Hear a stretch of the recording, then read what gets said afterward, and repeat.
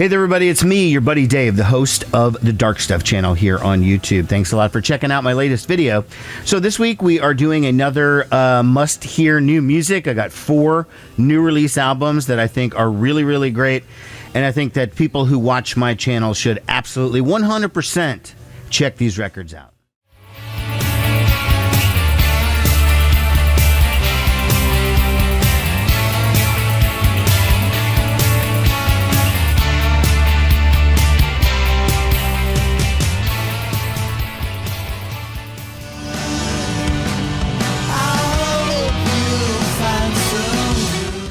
So the first up is the brand new album from Chris Mars called The Average Album.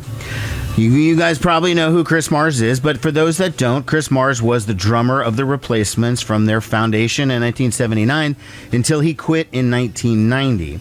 Now, I did a long 2-part extended video with Will from Vinyl Potato called After The Replacements, where we delved into the careers of all of the former members of The Replacements.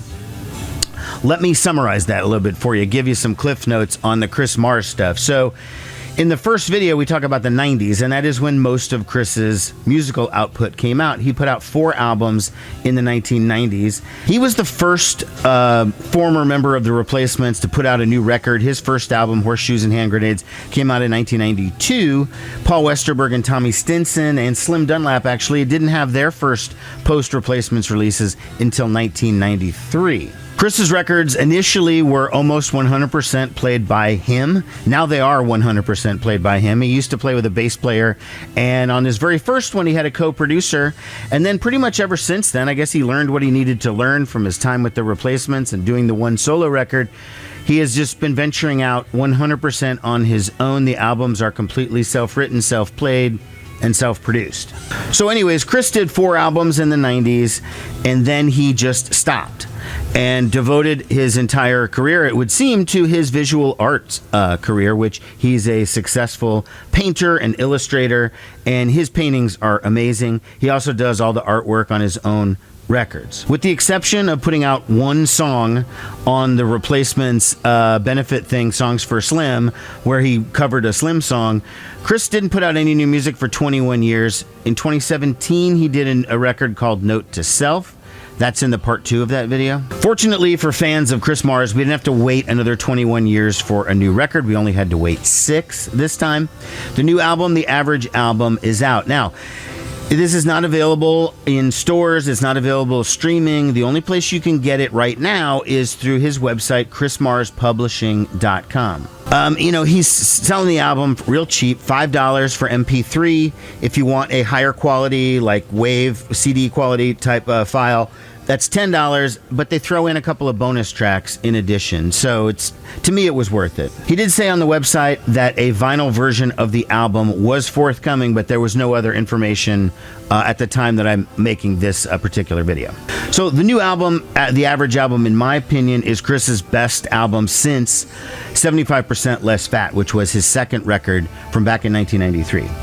He's definitely on a little bit more of a rock vibe on this one, which was great. Less of the kind of the quirky sort of weird stuff he was doing on, say, like Tender Hooks. I do want to direct you to Chris's new video.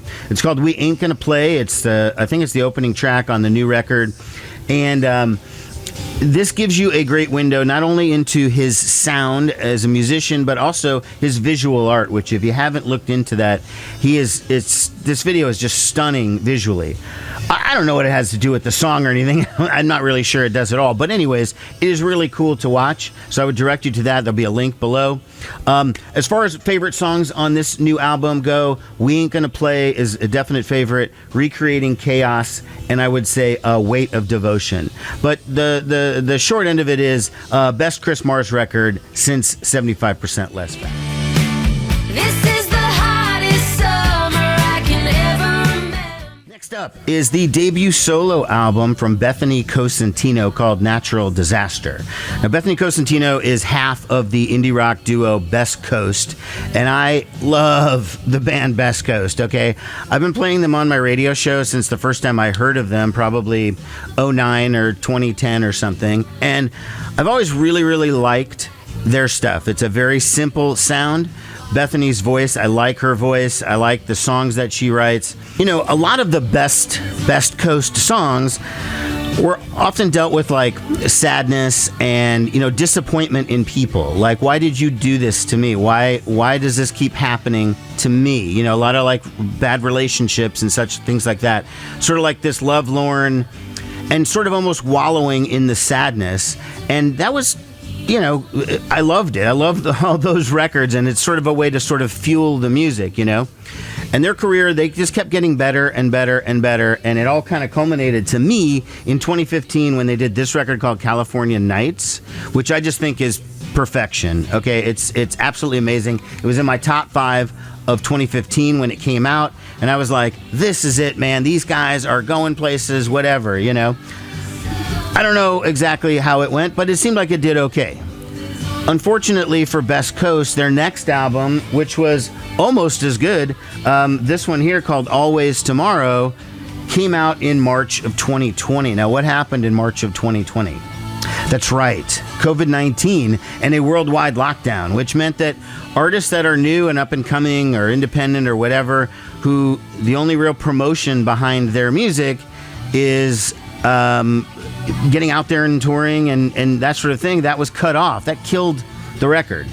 It may have even killed Best Coast. I don't even know. I'm not really sure what their status is, but at some point during COVID, up to now, Bethany started working on her debut solo album. Since Bethany Cosentino is the vocalist in the band and the primary writer in Best Coast, there are a lot of similarities between Best Coast and a Bethany solo album. I think the difference is really this kind of sounds like a cross between Best Coast and maybe Sheryl Crow. And I don't know if that's a reference that I'm using because of my age or something. And I'm not saying I'm not a Sheryl Crow fan. I'm not a hater. I don't mind her. But that's the kind of feel that I get, going for a little bit more of a mainstream pop feel. Not in a cheesy sort of sellout way. I would almost say there's a little, maybe even a hint of Taylor Swift in there. I don't know. I mean, I'm not a Swiftie or anything, but I've heard a Taylor Swift song or two. Songs are, you know, it's emotional pop music. The lyrics often, in this case, dealing with difficult situations in life, but figuring out new ways to adapt to them. Okay, so in the old days, in the Best Coast days, it would be through depression and wallowing and in drugs and drinking and such. Now, dealing with it more with like rehab and therapy and adopting a new outlook on life. So there's a little bit of that in the songs. So the opening cut and the title track, Natural Disaster, is amazing. And it is the most perfectly timed song ever because it starts off with the lyrics, the chorus, of this is the hottest summer I can ever remember because the world is on fire. And hey, if we're all dying, then what does it matter? We're all a natural disaster. And it's just like, wow, it is the hottest fucking summer in the history of the world. It is ridiculous. I've been like a hermit staying inside. I can barely go outside without just, I don't know, worrying about my skin is going to burn off. So in general, you know, I probably would like Bethany to go back and do a Best Coast album and do something just like California Nights, because that's my absolute favorite. But maybe that's not going to happen. I don't know what the future holds. But if this is the way it's going to go, then I'm on board. Okay, my favorite songs are Natural Disaster, It's Fine, Out of Time, and Easy.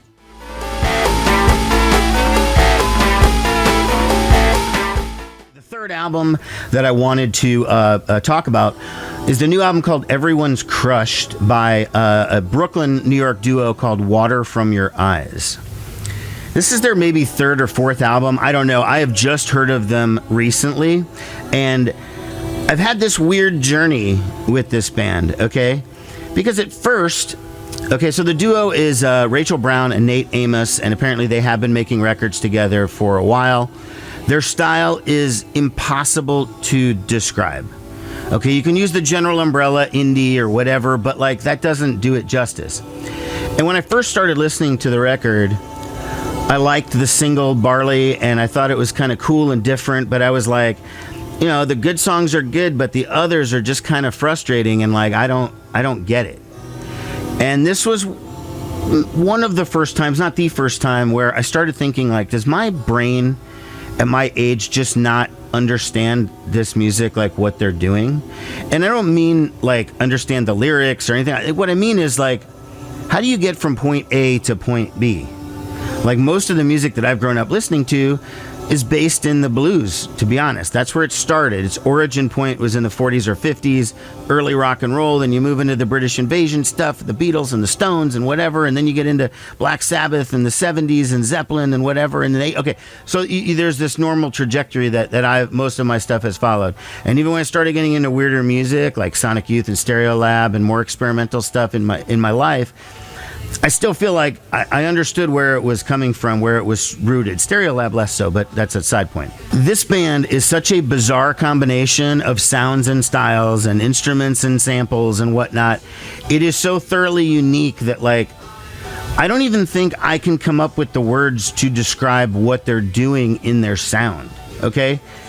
It's like, honestly, I think my old brain just has a problem processing this combination of things, you know? But like, I really like it, and the more I listen to it, the more I'm locking in on it. Some of the weird sort of down melody, it's like this part is going this way, and this part is going this way, and it's like, how do they meet somewhere in the middle, or how do they merge? Yet it does. I mentioned Stereolab earlier, and although they don't sound like Stereolab, I think fans of more experimental eras of Stereolab will like this band. And, you know, oddly, the song 14 on this record sounds the most like a Stereolab song, but it's actually my least favorite track on the record, strangely enough. Hopefully this review hasn't either confused you or turned you off. I hope you give it a chance. This stuff is very, very strange, but it's hypnotic, and it's like, and if you're younger than me, maybe your brain will understand the combination of elements. But anyways, Everyone's Crushed, Water From Your Eyes. It's fucking cool. Favorite songs on the album are Barley, True Life, Everyone's Crushed, and Buy My Pride.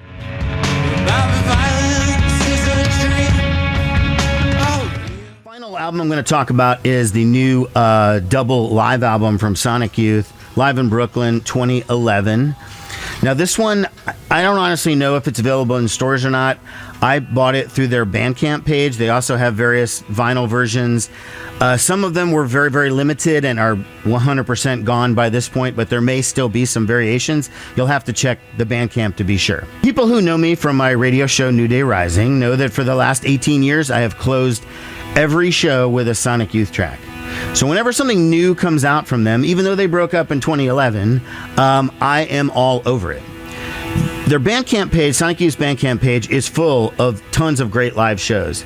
Not all of them are pressed up onto vinyl or CD. Some of them are just for downloading. But either way, Sonic Youth was such an incredible live band that pretty much any one of them is worth owning. Although I'm specifically talking about this Brooklyn one because it's a significant show. Live in Brooklyn 2011 documents Sonic Youth's final ever hometown show, their final ever American show, and one of their final shows ever as a band. At the time this show happened, there were rumors about what was going on between Thurston Moore and Kim Gordon, but nothing was official, and there were no statements. It's not like they were out there in the media. I mean, it's not Sonic Youth's not at that level. It's not Beyonce and Jay-Z, you know.